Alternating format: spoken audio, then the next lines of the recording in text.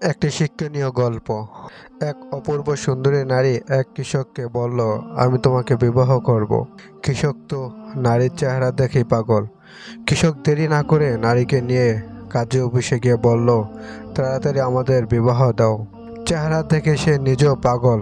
কাজী বলে, আরে বেটা কৃষক, তুই তো এক নারী উপযুক্ত না, আমি বিবাহ করব। কৃষক আর কাজীর মধ্যে ঝগড়া লেগে গেল। এক পর্যায়ে কৃষক আর কাজী বিচার নিয়ে গেল বাদশার দরবারে। বাদশাহ নারীর চেহারা দেখে সে নিজেও পাগল।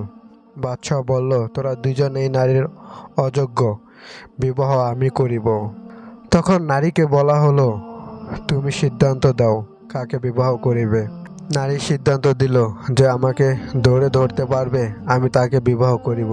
নারী দৌড় দিল, পিছনে পিছনে কৃষক, কাজী ও বাদশাহ দৌড় দিল। দৌড়াতে দৌড়াতে একসময় ছটফট করতে করতে কৃষক মারা গেল। তার কিছু দূর পর দেখা গেল একই অবস্থায় কাজীটাও মারা গেল। বাদশাহ নারীকে বলল, এখন তো আমি একা চলে বিবাহ করি। তবুও নারী বলল, না, আমাকে দৌড়ে ধরতে হবে। তখন বাদশাহ বলল, হে নারী, দাঁড়াও, বলো আসলে তুমি কে।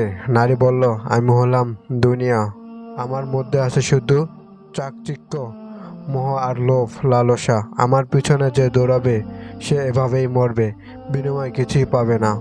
এজন্যই আল্লাহ তাআলা আমাদেরকে দুনিয়ার পিছনে না ছুটে জান্নাতের পিছনে ছোটার তৌফিক দান করুক। আমিন।